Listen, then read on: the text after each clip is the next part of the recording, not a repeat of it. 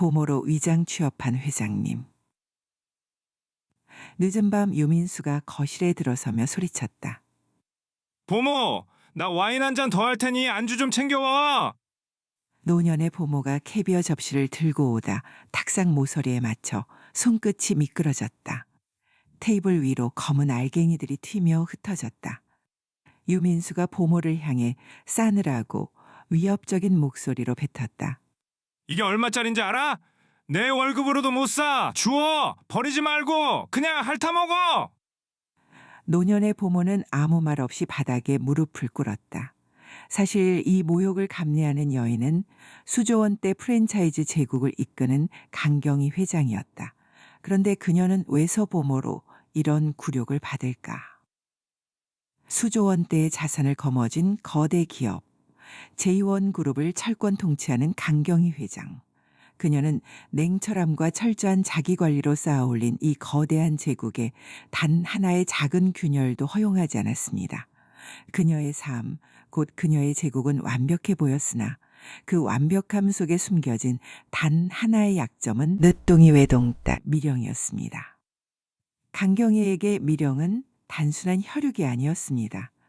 젊은 나이에 남편이 일찍 세상을 떠난 뒤 딸 하나를 위해 젊음을 다 바쳤습니다. 남편은 마지막 순간 경희의 손을 잡고 힘겹게 유언을 남겼습니다. 내 모든 것을 잃더라도 괜찮으니 우리 딸 미령이만 누구에게도 상처받지 않고 건강하게 행복하게 키워줘. 그 유언은 경희의 가슴에 평생 지워지지 않는 명령으로 남았습니다. 돈과 명예, 권력 모두를 손에 넣었지만 그녀는 언제나 두려웠습니다. 딸의 곁에 다가오는 사람들이 사람이 아니라 욕망일까 봐 두려웠습니다. 어느 날 오후 미령이 강경희 회장의 사무실에 예고 없이 찾아왔습니다. 묵직한 권위가 감도는 회장실에 들어선 미령은 조용히 어머니의 등 뒤로 다가가 어깨를 주물러 주었습니다. 평소 어머니가 미령의 사생활과 연애에 대해 민감하고 엄격하다는 것을 잘 알기에 미령은 쉽게 입을 열지 못했습니다. 경희는 쌓여있는 서류 더미에서 눈을 떼지 않은 채 딸의 평소답지 않은 애교 섞인 행동에 의아함을 느꼈습니다. 오랜만에 애교를 부리는구나. 또 뭐가 필요해? 용돈이 부족하니? 경희의 목소리는 여전히 차분했지만 딸의 행동을 간파하려는 듯한 예리함이 있었습니다. 미령은 어머니의 어깨를 주무르던 손을 멈추고 조심스럽게 어머니의 맞은편 소파에 앉았습니다. 그녀는 순간적으로 망설이는 기색이 역력했습니다. 엄마, 용돈 때문이 아니에요, 엄마. 저 요즘 너무 행복해서요. 진짜예요. 사실은 처음으로 스스로 찾은 사람 같아서 이제는 엄마에게 보여드리고 싶어서요. 미령은 조심스럽게 입을 열었습니다. 경희는 커피잔을 만지작거렸습니다. 행복. 그건 좋은 일이지. 하지만 행복에도 함정이 있어. 진실한 행복과 포장된 함정. 엄마는 또 그렇게 말씀하시는군요. 민수 씨는 엄마가 생각하는 그런 사람이 아니에요. 그 사람 이름은 유민수예요. 법무법인 한미로 대표 아들이고 변호사예요. 경희의 눈썹이 미세하게 움직였습니다. 한미로 그녀와 직접적인 이해관계는 없지만 정재계를 통틀어 모를 수 없는 이름이었습니다. 한미로라. 배경은 겉으로는 나무랄 데가 없겠구나. 그런데 내가 그토록 확신하는 이유가 뭐지? 지금 내 눈빛은 마치 인생 전부를 걸겠다는 듯하구나. 강경희는 살짝 걱정스러운 느낌으로 말했습니다. 엄마, 그 사람 진짜 괜찮은 사람이에요. 엄마는 항상 제 주변에 누가 오면 늘 배경부터 보셨잖아요. 민수 씨는 달라요. 제가 그룹 회장 딸이라는 걸 몰라요. 제가 평범한 회사원이라고 했을 때도 눈빛 하나 변하지 않고 제 이야기를 들어줬어요. 미령의 목소리에 감정이 실리기 시작했습니다. 그래서? 그게 무슨 의미인데? 그대로 믿어도 된단 말이냐? 사귄 지 얼마 되는데? 경희는 서류를 내려놓고 딸을 응시했습니다. 미령은 자리에서 살짝 몸을 일으켰습니다. 엄마, 민수 씨는 제가 뭘 필요로 하는지, 뭘 원하는지 말하지 않아도 다 알아요. 제가 조금이라도 지쳐 보이면 제가 좋아하는 음악 플레이리스트를 먼저 보내주고 제가 제일 좋아하는 작가의 초판본을 선물로 줬어요. 저를 연구하지 않고서야 이렇게 완벽하게 알 수 없잖아요. 이게 다 계산이라면 이 사람은 천재예요. 경희는 딸의 열변을 들으면서 속으로 냉정하게 판단했습니다.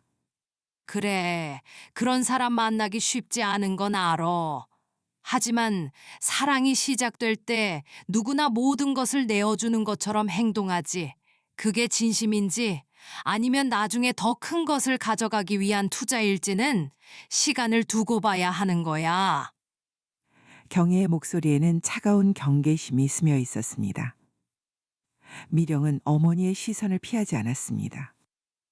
저는 제 직감을 믿어요. 엄마가 사업을 할 때 직감을 믿듯이 저는 제 인생을 걸고 이 사람을 믿을 거예요. 더 이상 엄마의 의심 때문에 좋은 사람을 놓치고 싶지 않아요. 딸의 눈빛에 담긴 단단한 결심을 보며 경희는 더 이상 말을 이을 수 없었습니다. 그날의 대화는 미령이 유민수의 사진을 경희에게 보여주고 경희가 그 단정한 얼굴 속의 차가운 눈빛에서 불편함을 느끼는 것으로 마무리되었습니다. 경희는 딸이 평소와 달리 그 남자에게 깊이 빠져있는 모습을 보았기 때문에 불안했습니다. 그날 밤 경희는 잠들지 못하고 곧바로 김 실장을 호출했습니다. 김 실장은 그녀의 오랜 오른팔이자 제2원그룹 창업 때부터 그림자처럼 회장의 모든 지시를 실행해온 인물이었습니다. 김 실장, 오늘 미령이가 만나는 남자에 대한 이야기를 들었네. 자네가 긴급히 조사를 진행하여 어떤 사람인지 보고해야겠어. 애가 너무 깊이 빠진 것 같아. 걱정이네. 며칠 후 김 실장이가 서둘러 사무실로 돌아와 보고서를 펼쳤습니다. 유민수, 보고서로는 남자 괜찮은데 허나 너무 완벽해서 오히려 수상하지 않어? 김 실장은 단정한 자세로 서 있었습니다. 네, 회장님 말씀이 맞습니다. 저희가 회장님의 지시를 받고 긴급히 접근 가능한 모든 채널을 동원했으나 단 하나의 잡음도 흠결도 발견되지 않았습니다. 마치 누군가 완벽하게 기록을 지우거나 애초에 완벽한 삶을 살아온 것처럼 보입니다. 애초에 완벽한 삶을 살았다고? 김 실장, 묻고 싶네. 자네는 살면서 교통위반 딱지 한번 떼이지 않았나? 송구합니다. 물론 있습니다. 하물며 재벌가 아들이 모든 시선이 집중되는 환경에서 어떻게 이토록 흠이 없을 수 있단 말인가. 이건 조작이거나 아니면 보통 내기가 아니라는 뜻이야. 뭔가 숨기고 있는 것 같은데. 경희는 손가락으로 보고서의 모퉁이를 두드렸습니다. 회장님, 그렇다면 현재 미령 아가씨와 교제 중인 상태입니다. 이 상황에서 저희가 접근할 수 있는 것은 물리적 환경뿐입니다. 즉, 그의 집. 김 실장이 조심스럽게 의견을 제시했습니다. 집? 그래. 그 남자가 가장 편안할 때 가식 없이 드러나는 사적인 공간. 그곳을 봐야 하겠네. 하지만 저희가 정식으로 탐색하는 것은 불가능합니다. 유민수의 어머니는 외부인에게 극도로 배타적인 것으로 알려져 있습니다. 단순한 가사 도우미를 드리는 것도 꺼려했습니다. 그녀는 창밖의 어둠을 응시하며 선언했습니다. 내가 들어가겠어. 내가 직접 보모가 될 거야. 김 실장은 거의 탄원하듯 말했습니다. 회장님, 안 됩니다. 회장님의 신변 안전은 물론이고 혹시라도 그 집안에서 회장님을 알아보는 사람이 있다면 그룹 전체에 치명적인 스캔들이 될 수 있습니다. 스캔들? 미령의 인생이 걸린 일에 스캔들 따위가 중요할까? 책상 위의 보고서만으로는 이 남자의 진실을 절대 알 수 없어. 그가 낮은 사람을 대하는 태도, 그가 아무도 보지 않을 때 취하는 행동, 그때 실체가 드러나. 그러니 도대체 어떤 사람인지 내 눈으로 직접 확인할 거야. 경희의 눈빛은 이미 제이원 회장의 그것이 아니었습니다. 그것은 딸을 지키기 위해 모든 것을 걸기로 결심한 어머니의 날카로운 눈빛이었습니다. 경희는 곧바로 방법을 강구했습니다. 잠깐, 잠입에 앞서 내 딸 미령이를 열흘 정도 일본 분사로 출장 보내게. 그가 딸에게 신경 쓸 여유가 없을 때 나는 더 깊이 관찰할 수 있을 걸세. 알겠습니다. 미령 아가씨의 일본 출장권은 즉시 안배하겠습니다. 경희는 물었습니다. 김 실장 조사할 때 그 집에서 오래 일한 보모가 있다고 하지 않아서? 김 실장이 답했습니다. 예, 박정화 씨라고. 10년 넘게 그 집 살림을 책임진 분입니다. 집안 사정을 모르는 것이 없지요. 그럼 그 박정화 씨를 자발적으로 휴가 내도록 만들게 해야겠네. 자발적으로요? 김 실장은 회장의 의도를 깨닫고 목소리를 낮추었습니다. 즉시 박정화 씨의 주변 상황을 파악하겠습니다. 가족의 문제 혹은 절대로 거절할 수 없는 물질적인 상황을 만들어서 일주일 정도 그 자리를 비울 수밖에 없도록 조치하겠습니다. 박정화 씨는 우리가 개입했다는 사실을 꿈에도 몰라야 해. 모든 것이 그녀 개인의 절박한 사정이나 혹은 천운이라고 믿게 만들게 해요. 경희는 차가운 미소를 지었습니다. 김 실장은 더 이상 반대할 수 없었습니다. 알겠습니다, 회장님. 즉시 실행하겠습니다. 박정화 씨가 청가를 내도록 만들겠습니다. 그리고 회장님을 위한 완벽한 위장 신분을 준비하겠습니다. 일주일 후 모든 준비가 완료되었습니다. 박정화 보모는 지방에 있는 노부모의 갑작스러운 위독으로 인해 도저히 거절할 수 없는 금액의 지원과 함께 일주일간 긴급 휴가를 자발적으로 신청했습니다. 유민수의 어머니는 갑작스러운 상황에 당황했지만 마침 소개받은 새로운 숙련된 보모 박수자를 임시로 고용하게 되었습니다. 그날 밤 제2원 회장 강경의 이름은 서류 속으로 사라졌습니다. 대신 낡은 중고 트렁크 하나를 든 채 박수자라는 이름표를 단 60대 보모가 태평로의 고급 주택가로 향했습니다. 그녀는 몸에 익지 않은 낡고 해진 옷을 입고 머리를 질끈 묶은 채 유민수의 집 현관 앞에 섰습니다. 유민수의 어머니는 피곤이 역력한 얼굴로 그녀를 맞았습니다. 일주일 만이에요, 박수자 씨. 아들 식사와 빨래, 그리고 방 정리만 잘 해주시면 됩니다. 급여는 섭섭하게 드리지 않을 거예요. 경희, 아니 박수자는 낮고 차분한 목소리로 답했습니다. 예, 사모님. 맡겨주신 동안 최선을 다하겠습니다. 현관문이 닫히고 낯선 집의 고급스러우면서도 차가운 공기가 그녀의 코끝을 스쳤습니다. 그녀는 조용히 안쪽으로 걸음을 옮겼습니다. 그곳은 바로 자신의 외동딸이 운명적인 사랑이라 믿는 남자가 숨쉬는 공간이자 그녀의 모든 것을 건 위험한 감시가 시작되는 무대였습니다. 낡은 면복을 입은 강경이. 이제 박수자라는 이름의 60대 보모는 유민수의 집 보조방에 들어섰습니다. 샹들리에 불빛이 번쩍이는 대리석 바닥은 수조 원대 기업을 경영하던 그녀에게 낯설다 못해 굴욕적인 광경이었습니다. 그녀가 배정받은 방은 볕이 잘 들지 않는 구석에 있었고 낡은 침대와 작은 서랍장이 전부였습니다. 경희는 트렁크를 내려놓자마자 습관처럼 방 전체를 눈으로 훑었습니다. 단조로운 방에 홀로 선 경희는 낯선 공기 속에서 숨을 골랐습니다. 문득 40여 년 전의 기억이 파도처럼 밀려왔습니다. 젊은 시절 남편이 일찍 세상을 떠나고 어린 딸 미령을 키우기 위해 그녀는 이름 모를 도시의 허름한 방에서 생활해야 했습니다. 그때 돈이 되는 일이라면 다르지 않았습니다. 고급 주택의 보모일도 해봤고 밤에는 식당 주방에서 뜨거운 불과도 씨름했습니다. 그 시절 고생했던 기억, 사모님들의 차가운 눈빛과 명령들이 지금의 낡은 면복과 겹쳐졌습니다. 그녀는 이 굴욕을 딸의 행복을 위한 일시적인 무대라 여기며 인내했습니다.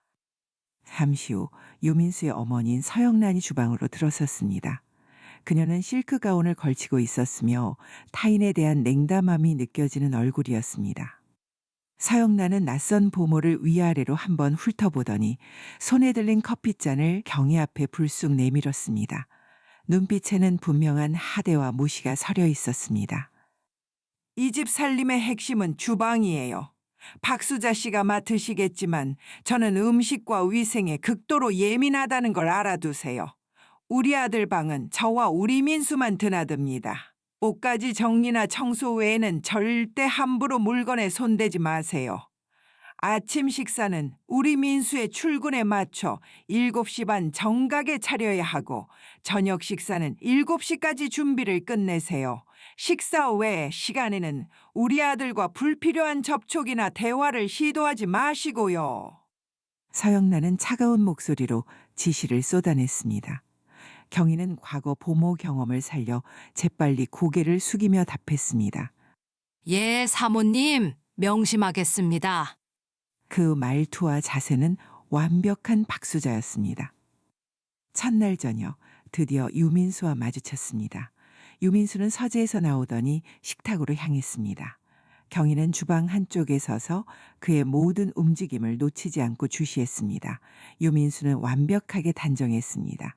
흐트러짐 없는 자세, 식사 전 손을 씻고 닦는 습관, 식사 중에는 입가에 묻은 것을 단 한 번도 용납하지 않는 깔끔함이었습니다. 그는 경희를 전혀 의식하지 않는 듯 했습니다. 보모가 차려준 밥상에 앉아 평범하게 밥을 먹었습니다. 눈이 마주치거나 별다른 대화를 나누는 일도 없었습니다.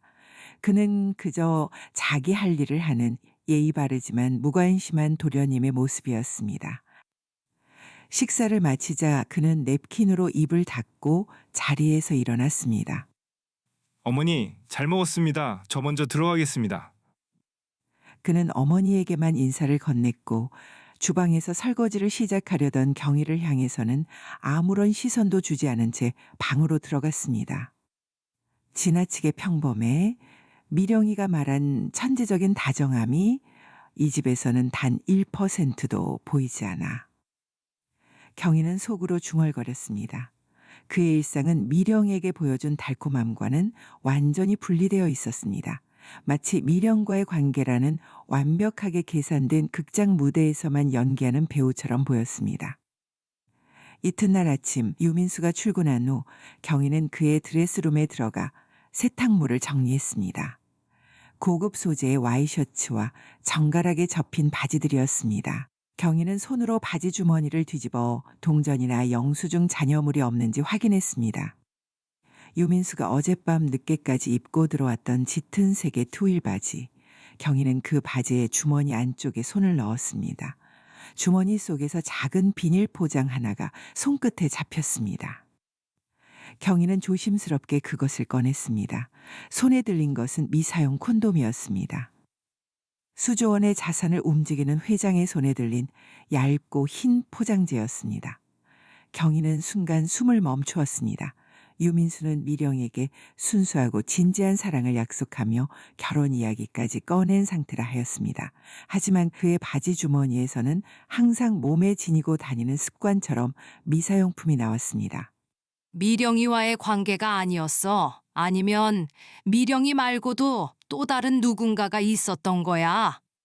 그렇게 혼자 생각하며 경희는 그 증거품을 손으로 꾹 쥐었습니다. 콘돔이 발견된 바지는 어젯밤 귀가했을 때 입었던 옷이었습니다. 유민수는 새벽에 들어왔고 집안에서는 그 어떤 소리도 나지 않았습니다. 완벽한 외출과 완벽한 귀가, 그 완벽함 뒤에 숨겨진 추악한 이중 생활을 이 작은 물건이 증명하고 있었습니다. 경희는 재빨리 콘돔을 처리하고 아무 일 없었다는 듯 세탁기를 돌렸습니다. 이날 오후 집안에는 주 2회 일용직으로 오는 젊은 여성 청소 도우미가 왔습니다. 20살 초반으로 보이는 앳된 얼굴의 이 도우미는 수지라고 불렸습니다. 경희는 수지의 행동을 관찰했습니다. 수지는 청소에 능숙했지만 유난히 유민수의 방 근처를 지날 때마다 눈에 띄게 긴장하고 주방에서는 서영란 사모님의 눈치를 심하게 살폈습니다. 경희는 수지의 행동에서 오랜 기간 착취당하거나 무시당한 사람에게서 나타나는 특유의 방어적인 태도를 읽어냈습니다. 그녀는 수지의 눈빛에서 단순히 고용주에 대한 두려움이 아닌 이 집안의 남자에 대한 미묘한 경계심을 읽어냈습니다. 점심 식사 시간이 되자 서영란 사모님은 수지를 주방 한쪽 벽을 마주보는 구석 테이블에 앉혔습니다.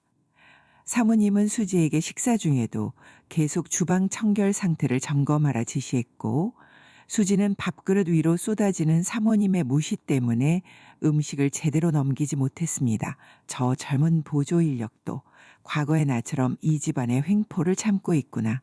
경희는 수지를 보며 과거의 자신을 투영했습니다. 그녀는 곧바로 주방으로 다가가 수지에게 물 한 잔을 건넸습니다.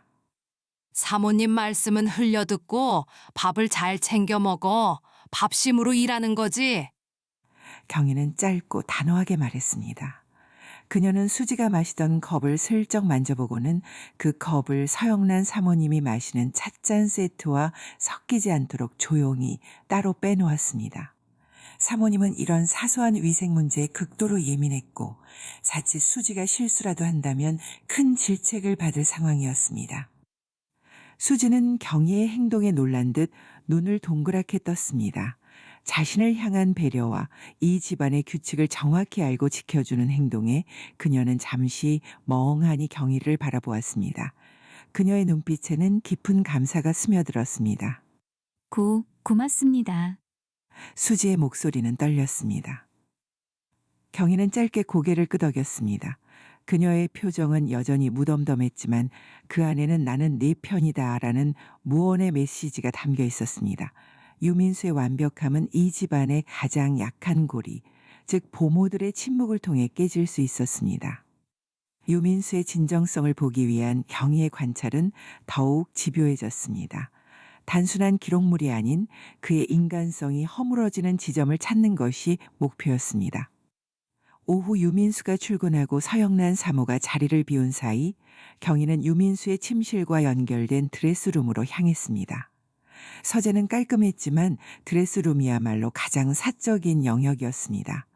경희는 세탁물을 정리하며 은밀하게 그의 물건들을 살폈습니다.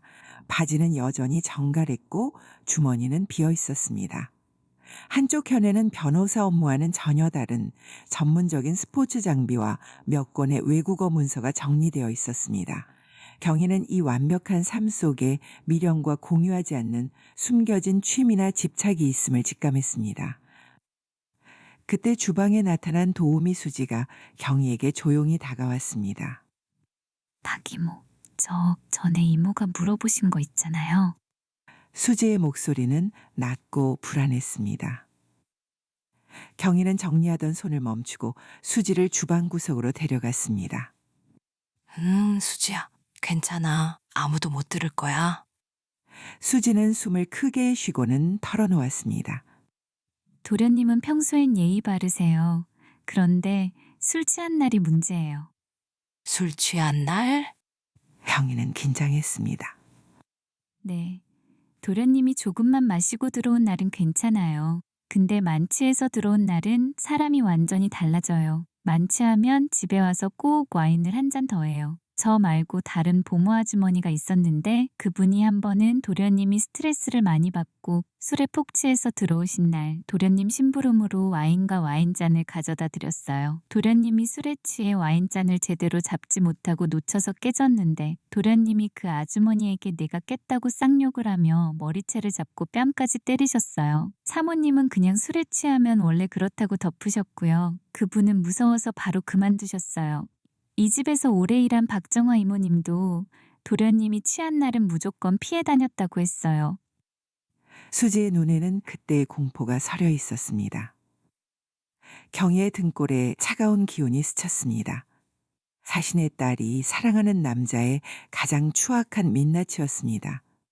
술에 취했을 때만 나오는 폭력성과 하급자를 향한 극단적인 경멸, 이 정보는 유민수의 완벽한 포장을 벗겨낼 결정적인 열쇠였습니다. 수지야, 고맙다. 아주 중요한 얘기를 해줬어. 이모가 네 얘기를 듣고 나니 너무 걱정이 된다. 도련님이 술에 취해 보이시면 네가 위험해지지 않게 이모한테 꼭 알려주렴. 우리 서로 조심해야 하지 않겠니? 경희는 수지의 손을 꽉 잡았습니다. 수지는 고개를 끄덕였습니다. 네, 이모, 같이 조심해야죠. 만약 술 취한 도련님이 집에 들어오면 꼭 이모한테 이야기할게요.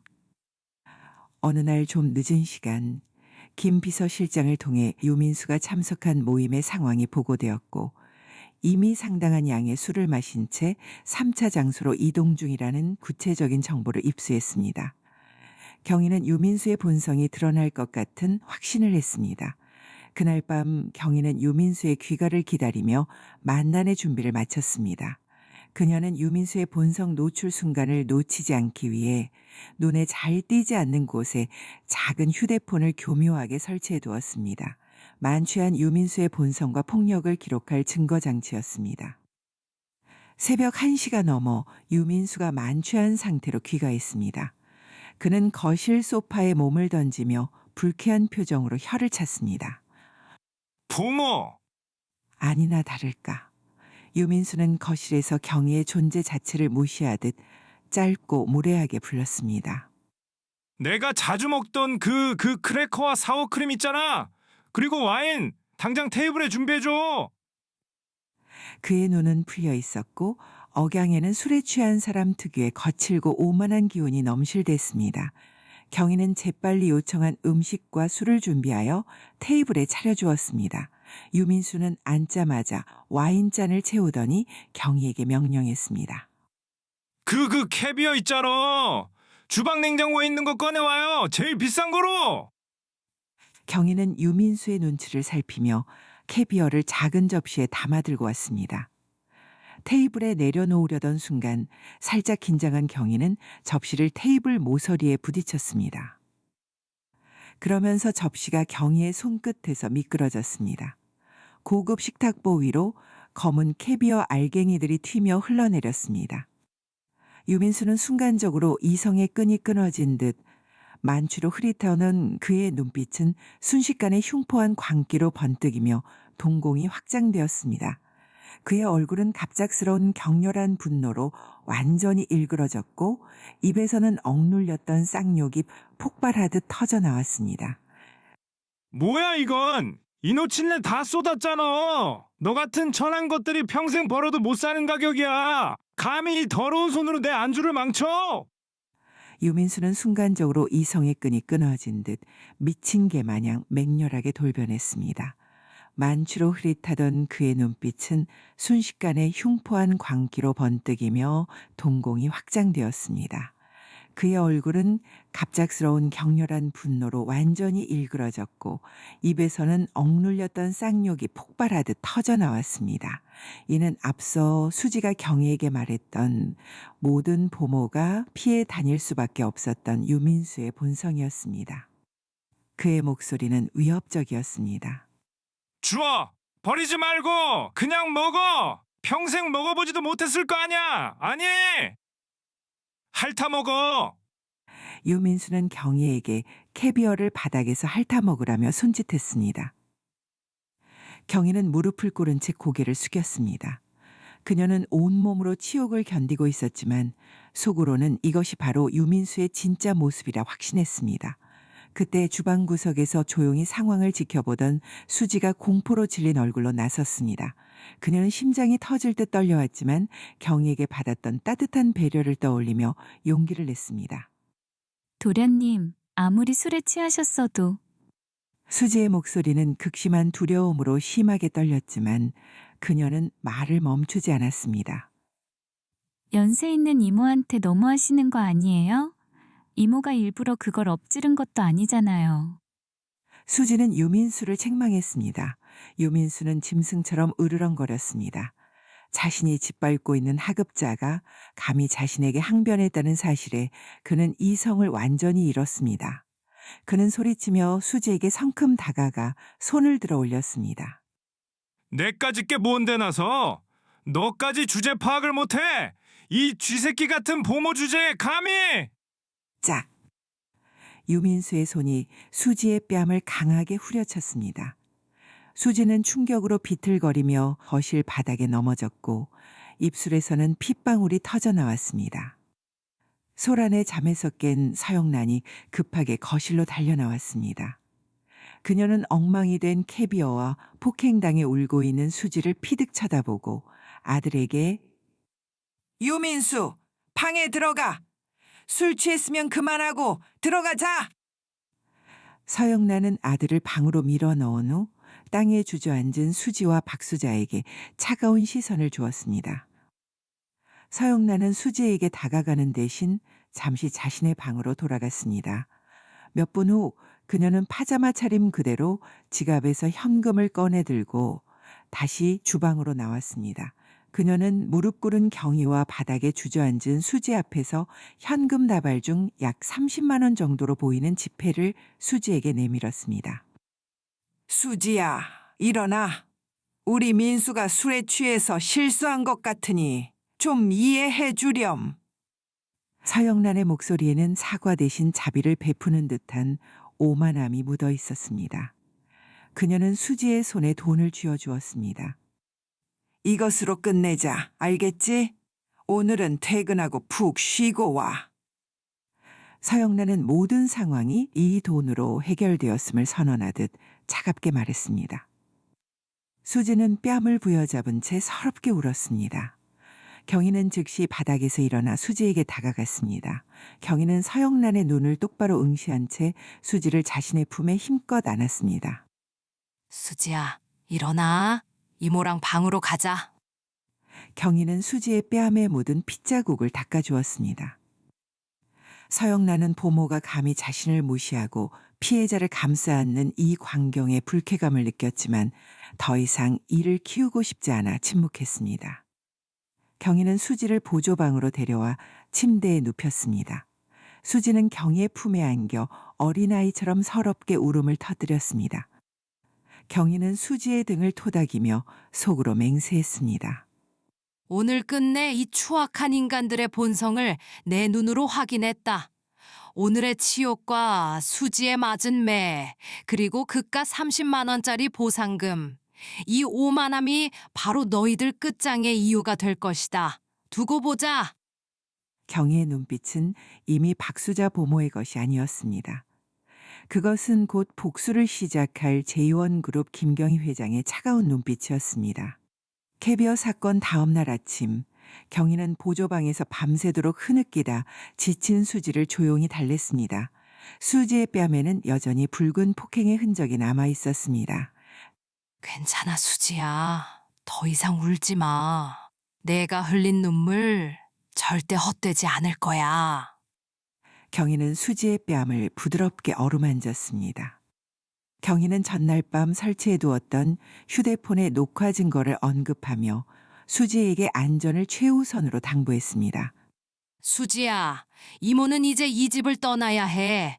내가 어젯밤 당한 일은 절대 이렇게 넘어가지 않을 거야. 지금부터 너는 몸조심하고 조용히 내 일만 하고 있어. 경희는 수지의 손을 잡고 진심을 담아 약속했습니다. 그리고 어느 날인가 이모가 너한테 따로 연락할 거야. 그때가 되면 딴 생각하지 말고 무조건 이모에게 와줘. 지금은 이모 말만 믿어. 그때가 되면 모든 걸 알 수 있을 거야. 수지는 고개를 끄덕였습니다. 네, 이모. 알겠어요. 이모만 믿을게요. 그녀의 눈빛에는 공포 대신 경희를 향한 분명한 신뢰와 희망이 담겨 있었습니다. 경희는 아침 식사 시간이 끝난 후 서영란을 찾아갔습니다. 유민수는 얼굴조차 내밀지 않았습니다. 사모님, 드릴 말씀이 있습니다. 경희의 목소리는 조용했지만 단호했습니다. 서영란은 캐비어 사건에 대한 어떤 사과나 후회도 없이 차갑게 경희를 대했습니다. 무슨 일이죠, 박보모? 수지 일 때문에 그래요? 어제 그 일은 제가 충분히 보상했습니다. 보상 때문이 아닙니다, 사모님. 저는 더 이상 이 집에서 일을 하지 못할 것 같습니다. 저는 평생 가사 일을 해왔지만 어제 같은 일은 처음 겪었습니다. 저는 제 안전을 보장받을 수 없는 곳에서는 일하지 않겠습니다. 경희는 모욕을 당한 피해자로서의 자발적 퇴사를 연기했습니다. 서영란은 코웃음 쳤습니다. 겨우 그깟 일로 좋습니다. 원하는 대로 하세요. 서영란은 보모의 감정 따위는 전혀 중요하지 않다는 듯 태어냈습니다. 월급은 한 달치를 드릴게요. 그리고 어젯밤 일은 못 본 것으로 해요. 이 일은 여기서 묻는 대가로 10만 원을 더 얹어주겠습니다. 이 정도면 충분하겠죠. 오늘 당장 짐 싸서 나가세요. 경희는 서영란이 건네는 모욕적인 돈을 받아들었습니다. 이 현금은 경희에게 박수자라는 역할을 완벽하게 끝내는 마지막 굴욕이자 유민수 모자의 오만함에 대한 최종 증거였습니다. 알겠습니다, 사모님. 건강하십시오. 경희는 짧게 인사하고 물러섰습니다. 서영란은 박수자라는 보모가 돈에 만족하고 조용히 사라진 것으로 판단하며 경계심을 완전히 풀었습니다. 유민수의 집을 벗어난 경희는 곧바로 태평로에 위치한 자신의 저택으로 돌아왔습니다. 낡은 보모 옷을 벗고 제2원그룹 김경희 회장의 모습으로 돌아온 그녀는 긴급하게 김 실장과 화상통신을 연결했습니다. 경희는 화상통신이 연결되자마자 단호하게 말했습니다.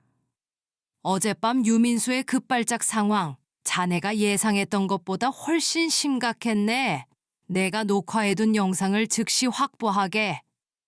김 실장은 고개를 숙였습니다. 회장님, 무사히 복귀하셔서 다행입니다. 영상은 보안 채널을 통해 즉시 인수하겠습니다. 다른 지시사항은 없으십니까? 강 회장은 잠시 눈을 감았다 떴습니다. 물론 있네. 유민수는 내가 예상했던 것보다 훨씬 더 위험한 자식이었어. 하급자의 인권을 짓밟고 폭력을 휘두르는 저 파렴치한 진실을 미령이는 반드시 알아야 해. 잔인하지만 그것이 내 딸을 구원하는 유일한 방법이야. 강경희는 침착하게 지시를 내렸습니다.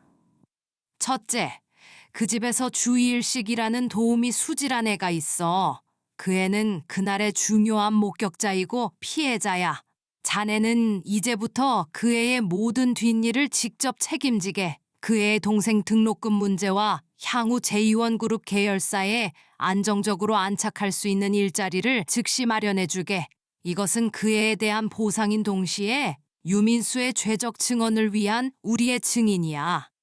둘째, 유민수가 보여준 폭력은 이번이 처음이 아닐 확률이 높네.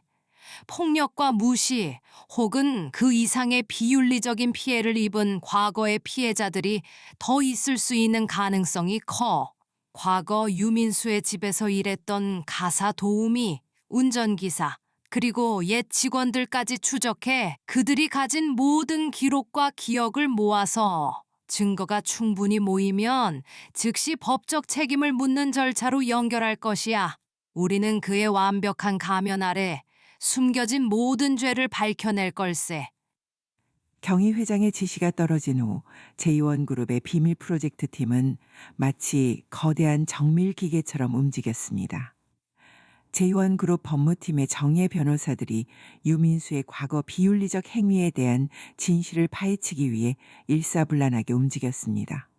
대부분 검찰 출신으로 구성된 이 팀은 유민수 집안의 과거 직원들과 피해자들의 증언, 그리고 사적인 거래 내역을 끈질기게 추적했습니다. 며칠간의 끈질긴 조사 끝에 유민수하고 연결된 오래전 충격적인 피해 사건의 전말이 드러나기 시작했습니다. 당시 그 집에서 일하던 가사도우미의 딸 미성년자가 유민수의 성폭력 피해를 입었고 그 사실은 거액의 금전으로 봉합된 뒤 피해 가족이 해외로 떠나보냈다는 진술과 문서들이 포착된 것입니다. 조사팀은 유민수 집안과 거래했던 옛 직원들, 특히 사건 당시 일했던 가사도우미들의 행방을 끈질기게 추적했습니다. 제2원그룹의 막대한 정보력과 자금력은 서영란이 돈으로 덮어버린 기억과 기록을 빠르게 수면 위로 끌어올렸습니다. 며칠 밤낮을 가리지 않은 추적 끝에 피해자에게 송금된 해외 송금 내역, 사건 무마를 위해 서영란이 직접 작성한 이면 합의서의 사본, 그리고 당시 상황을 알고 침묵해야 했던 주변인들의 상세한 증언 기록 등이 순식간에 확보되기 시작했습니다. 유민수의 악행은 의혹이 아닌 확정된 사실이었습니다. 그 시각 유민수의 집은 여전히 평온했습니다. 서영란은 보모 박수자가 사라진 것에 대해 전혀 개의치 않았고 새로운 보모를 면접보며 일의 효율성에만 집중했습니다. 유민수 역시 캐비어 사건을 술에 취해 하찮은 보모를 혼낸 사소한 해프닝으로 치부했습니다. 그는 자신의 완벽한 결혼 계획에 어떠한 방해도 없다고 확신했고 곧 미령이 귀국하면 결혼 날짜를 잡을 생각에 들떠 있었습니다. 경희가 자신의 저택에 돌아온 후 미령에게서 걸려온 영상통화를 받았습니다. 엄마, 출장 너무 길어지는 거 아니야? 나 곧 한국 돌아가려고 하는데 돌아가면 오빠랑 같이 엄마 보러 갈게. 미령은 밝게 웃으며 유민수를 언급했습니다. 경희는 박수자 보모의 역할을 완전히 벗어던진 채 차갑지만 애정이 담긴 목소리로 답했습니다. 그래, 미령아. 이제 엄마 일 다 끝났어. 내가 한국으로 돌아오면 그때 네 남자친구를 만나볼게. 김경희는 미령이 돌아오는 날을 유민수의 가식을 완전히 벗겨낼 결전의 시점으로 삼았습니다. 유민수가 곧 미령과 자신의 앞에서 무너질 것이라는 사실을 모른 채 미령은 어머니의 승낙을 얻은 것에 기뻐하며 귀국을 서둘렀습니다. 며칠 밤낮을 가리지 않은 추적 끝에 김 실장은 강경희에게 결정적인 보고를 올렸습니다. 회장님, 모든 증거가 확보되었습니다. 과거 피해자 가족을 추적하여 필리핀에서 연락이 닿았습니다. 당시 사건 무마를 주도했던 서영란 사모의 모든 사적인 기록과 문서가 증거를 확증하고 있으며 피해자 측을 설득하여 증인으로 나서겠다는 확답을 받아냈습니다. 유민수의 미성년 성폭력 피해 사실을 서영란이 금전으로 봉합했다는 증거는 확정적입니다. 김 실장은 이어서 보고했습니다. 법적 책임을 묻고 재수사를 요청하기 위한 모든 준비가 완료되었습니다. 현재 관련 고발장을 검찰에 접수하기 직전입니다. 김 비서실장의 보고를 들은 경희는 책상에 기대앉아 흔들림 없이 고개를 끄덕였습니다. 그의 얼굴에는 분노 대신 냉혹한 집행자의 표정이 떠올랐습니다. 수고했네, 김 실장. 결국 저 오만한 인간은 미령이뿐 아니라 나까지 모욕했고 폭행짓을 하면서 다녔어. 자신이 쌓은 모든 것을 잃는 대가를 치르게 해야지. 유민수가 가장 높다고 믿는 그 자리에서 가장 처참하게 무너지게 만들어줄 걸세. 김경희 회장은 증거 문서 파일을 보며 가늘게 입술을 말아 올렸습니다. 그 표정은 딸을 향한 굳건한 사랑의 맹세이자 마침내 유민수라는 악인에게 정당한 대가를 치르게 할 수 있다는 확고한 결이었습니다. 미령은 어머니가 출장을 마치고 돌아왔다는 소식에 들떠 한국으로 귀국했습니다. 그녀는 즉시 유민수에게 이 사실을 알리고 어머니와의 만남을 주선했습니다. 오빠, 엄마가 드디어 오빠를 만나보겠다고 했어. 너무 설레. 오빠도 꼭 멋지게 하고 와야 해야 돼. 미령은 유민수에게 메시지를 보냈습니다. 유민수는 자기에게 가장 격식 있는 장소라고 생각할 만한 서울의 최고급 호텔에 위치한 레스토랑을 약속 장소로 정했습니다. 그곳은 유민수에게는 자신의 성공과 지위를 과시하는 무대였지만 경희에게는 그의 가면을 완전히 벗겨낼 마지막 무대였습니다.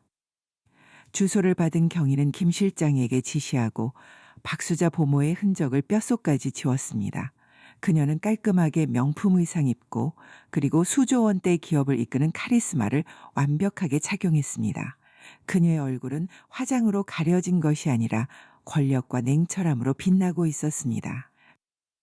유민수는 미령과 함께 레스토랑에 들어섰습니다. 유민수는 명품 수트를 입고 완벽하게 차려입었지만 경희가 풍기는 압도적인 분위기 앞에서는 그저 잘생긴 젊은 사업가에 불과했습니다. 유민수는 경희를 알아보지 못했습니다. 보모 박수자는 그에게 기억 속에 남을 가치조차 없는 지워진 존재였기 때문입니다. 그가 경희에게서 느껴야 할 것은 친숙함이 아닌 거대한 권력의 중압감뿐이었습니다. 어머니 오랜만이에요. 이쪽이 제가 말씀드린 유민수 오빠예요. 미령이 밝게 웃으며 유민수를 소개했습니다. 유민수는 허리를 깊이 숙여 인사했습니다. 안녕하십니까 어머님. 처음 뵙겠습니다. 미령이에게 말씀 많이 들었습니다. 그는 경희를 미령의 존경스러운 어머니로 깍듯이 대했습니다. 세 사람은 잠시 형식적인 대화를 나누며 식사를 시작했습니다. 유민수는 자신의 사업적 성취와 미령에 대한 깊은 애정을 과시하며 경희의 마음에 들려고 노력했습니다. 경희는 그저 유민수의 오만한 연기를 차가운 눈빛으로 관찰했습니다. 이때 미령이 자리에서 일어나면서 엄마, 오빠, 나 잠깐 화장실 좀 다녀올게. 미령은 경희에게 잘 보이기 위해 긴장했을 두 사람이 편하게 대화할 시간을 만들어주려는 듯 자리를 떴습니다. 미령이 레스토랑 복도로 완전히 사라지는 것을 확인한 경희의 눈빛이 순식간에 살얼음장처럼 차갑게 변했습니다. 경희와 유민수 사이에는 묘한 정적이 흘렀습니다. 경희는 테이블 위를 덮고 있던 완벽한 가면을 벗어던졌습니다. 그녀는 유민수를 향해 몸을 기울였습니다. 유민수 씨, 그녀의 목소리는 낮고 강렬하여 최고급 와인잔의 잔잔한 진동처럼 유민수의 심장을 관통했습니다. 유민수는 갑작스러운 분위기 전환과 알 수 없는 위압감에 당황했습니다. 네 어머님. 경희는 싸늘한 눈빛으로 유민수를 응시했습니다. 나 누군지 모르겠어요? 네? 어머님 지금 무슨 말씀하시는지 저는 잘 모르겠습니다만. 유민수는 혼란 속에서 더듬거렸습니다. 경희는 그를 비웃듯 가늘게 입꼬리를 올렸습니다. 나 진짜 모르겠어요. 잘 봐요. 나 박수자 보모인데 정말 모르겠어요? 평생 캐비어도 먹어 못 본 그 늙은이에요, 도련님. 그래도 모르겠어요? 유민수의 얼굴에서 핏기가 싹 하셨습니다. 그의 눈동자는 공포와 혼란으로 미친 듯이 떨렸습니다. 그는 경희를 다시 보았습니다. 화려한 옷차림, 완벽한 자세, 그리고 압도적인 권력. 도저히 그날 밤 캐비어를 쏟고 무릎 꿇었던 보모와 동일 인물일 수 없었습니다. 당신이? 말도 안 돼. 유민수가 더듬거렸습니다. 바로 그 순간 미령이 화장실에서 나오면서 유민수의 새하얗게 질린 얼굴과 싸늘한 정적을 목격하자 미령은 불안감에 휩싸였습니다. 오빠? 왜 그래? 무슨 일이야? 유민수가 충격으로 말을 잇지 못하고 경희만 노려보자 미령은 엄마에게 시선을 돌렸습니다. 엄마, 오빠 왜 이래? 이 분위기 대체 뭐야? 엄마가 오빠한테 뭐라고 말했어? 경희는 차갑게 변했던 눈빛을 미령에게 돌려 차분하게 말했습니다. 미령아, 잠시 여기 앉아봐. 그리고 내가 지금부터 마음의 준비를 단단히 해야 돼. 미령이 혼란스러운 표정으로 의자에 앉는 것을 확인하자 경희는 레스토랑 뒤편의 구석 테이블에 앉아 이 상황을 주시하던 김 실장을 향해 김 실장! 라고 불렀습니다. 회장의 안전 대비와 명령 대기를 위해 미리 와 있던 김 실장은 즉시 자리에서 일어나 손에 들고 있던 서류 봉투를 경희에게 가져왔습니다. 경희는 봉투를 받아 내용물을 꺼내 유민수 앞에 놓았습니다. 그것은 유민수의 과거 미성년 성폭력 피해 은폐 사건에 대한 재수사 요청서의 사본이었습니다. 그리곤 그 서류를 유민수 테이블 앞으로 던지면서 너는 보모들의 인권 짓밟고 폭행하고 그것만이 아니지? 너는 내가 캐비어를 쏟았다고 핫타먹으라고 했지? 그리고 말대꾸 한마디 했다고 어린 보모의 뺨까지 때리고 이 쓰레기 같은 인간아! 그리고 그보다 더 추악한 너의 과거의 끔찍한 사건들 모두 찾아냈어! 미령은 충격으로 입을 틀어막았지만 흐느낌조차 나오지 않았습니다. 그녀가 믿었던 자상한 유민수라는 거짓과 눈앞의 잔혹한 진실이 충돌하며 미령의 세계는 산산조각 났습니다. 그녀의 눈은 경희의 싸늘한 얼굴과 유민수 앞에 놓인 재수사 요청서를 번갈아 보며 혼란스럽게 떨렸습니다. 유민수는 완전히 이성을 잃고 경희를 향해 소리쳤습니다. 당신 도대체 뭐야? 박수자 보모! 거짓말 마! 대체 누군데? 정체가 뭐야? 김 비서실장은 경희 회장의 뒤에 굳건히 서서 상황을 주시하고 있었습니다. 그는 유민수의 질문에 차분하게 응답하며 명함 한 장을 유민수에게 던지듯 건넸습니다. 윤민수 씨, 미령 씨 어머니의 정체 말입니까? 저는 제2원그룹 회장 비서실장입니다. 그리고 이분은 김 실장은 경희를 가리키며 덧붙였습니다. 제2원그룹의 강경희 회장님이십니다. 경희는 유민수의 눈을 향해 최후의 통보를 내뱉었습니다. 너는 누구를 건드렸는지 몰랐지? 너와 내미가 저지른 모든 나쁜 짓은 이미 다 드러났어. 우리는 모든 증거를 확보했고 이제 내 죄에 합당한 벌을 받을 때가 된 것 같다. 유민수는 순식간에 숨이 막혔습니다. 그의 완벽한 세계가 레스토랑 한가운데에서 산산조각 났습니다. 그는 경희의 말을 부정하듯 테이블을 3개 치고 자리에서 벌떡 일어났습니다. 이성을 잃은 유민수는 분노에 질려 경희에게 달려들 듯 몸을 앞으로 기울였습니다. 말도 안 돼! 누가 감히! 바로 그 순간 옆에 테이블에 손님처럼 앉아 잠복하고 있던 사복경찰 2명이 꼼짝 말어! 움직이지 마! 라고 외치며 재빠르게 유민수를 제압했습니다. 그들 뒤에는 제2원 법무팀 변호사 그리고 수년 전 필리핀으로 떠났던 피해자 가족이 서 있었습니다. 경찰은 경희를 향해 달려들려던 유민수를 즉시 제압하고 수갑을 채웠습니다. 피해자의 어머니는 유민수를 향해 복받치는 울음을 터뜨렸고 유민수는 비로소 자신에게 닥친 파멸의 크기를 깨달은 듯 완전히 무너져 내렸습니다. 경희는 싸늘하게 그의 체포 과정을 지켜보며 충격에 빠진 미령을 감싸 안았습니다. 그리고 6개월 후 미령은 어머니 경희의 서재 창가에 기대어 앉아 있었습니다. 경희는 따뜻한 차를 내밀며 미령 옆에 앉았습니다. 그때 김 실장이 조심스럽게 서재로 들어섰습니다. 회장님, 속보입니다. 김 실장이 켠 서재의 TV 화면에는 유민수 사건 1심 최종 판결이라는 자막이 떠 있었습니다. 뉴스 앵커는 유민수와 그의 어머니 서영란이 미성년자 성폭력 방조 및 은폐, 폭행 등의 혐의로 합당한 징역형을 선고받았음을 보도했습니다. 화면 아래에는 사건 은폐에 가담했던 유민수 측 한미로 변호사 법인 도덕적 신뢰 상실로 결국 파산이라는 자막이 함께 떴습니다. 미령은 그 뉴스를 멍하니 지켜보았습니다. 유민수와의 모든 관계가 영원히 단절되는 법이 내린 마지막 심판이었습니다. 미령은 엄마의 손을 잡았습니다. 그녀의 눈가에는 눈물이 고였습니다. 허나 엄마의 얼굴에는 잔잔한 미소로 바뀌었습니다. 그것은 오직 딸의 안녕을 지켜낸 어머니의 평화로운 미소였습니다. 엄마, 미령은 나지막한 소리로 불렀습니다. 엄마, 미안해. 지켜주려고 엄마가 그때 얼마나 무섭고 힘들었을까. 혼자서 그 모든 고통과 치욕을 다 감당했구나. 괜찮아, 미령아. 이제 다 끝났어.